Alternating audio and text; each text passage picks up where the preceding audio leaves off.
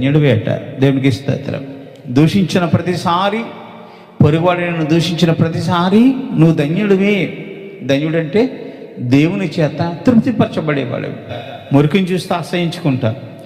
మురికి పక్కకి వెళ్తామంటే వెళ్ళాం. మన దారంటే వెళ్తుంటే మురికిలో కాలిటకి ఎవడిష్టపడతాడు? ఎవడిష్టపడాడు కదా, దాన్ని అసహించుకుంటాం. అలాగే లోకమంతా కూడా వారిని మురికిగా చూస్తుంది. ఎవరిని? దేవుని బిడ్డల్ని, దేవుని సేవకుల్ని, దేవుని కూడా మురికిగానే చూస్తుంది. లోకము దాని క్రియలు చెడ్డవి. లోకం ఎప్పుడు అలాగే చూస్తుంది.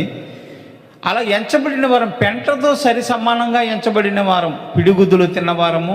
ఎవరైతే హింసిస్తున్నారో మేము ఓర్చుకుంటున్నాం, నిందించబడి కూడా మేము దీవిస్తున్నామంట. దేవునికి స్తోత్రం. మనం నిందించేవారు చాలామంది ఉంటారు, మనం దీవించాలి. మనల్ని హింసించేటువంటి వారి కొరకు ప్రార్థన చేయాలి, ఓర్చుకున్నాలి. యేసు ప్రభు వారిని మరి నిందించారు, కొట్టారు, దూషించారు, ద్వేషించారు. అయినప్పటికీ కూడా యేసు ప్రభు వారు మరి ఆయన తిరిగి కీడుకు ప్రతి కీడు చేయలేదు, దూషణకు ప్రతి దూషణ చేయలేదు. అంత దేవుని చిత్తం అన్నాడు, దేవుని నెరవేర్పు అన్నాడు. దేవుడు ఏది కావాలంటే దాని చిత్త ప్రకారము ఆ పాత్ర వలె, ఆయన చేతిలో పాత్ర వలె వాడబడాలి అని యేసు ప్రభు వారు సైతం తండ్రి చిత్త ప్రకారం ఆయన సన్నిధిని వాడబడ్డాడు. శపించే వారిని దీవించండి, మిమ్మల్ని బాధించే వారి కొరకు ప్రార్థన చేయండి.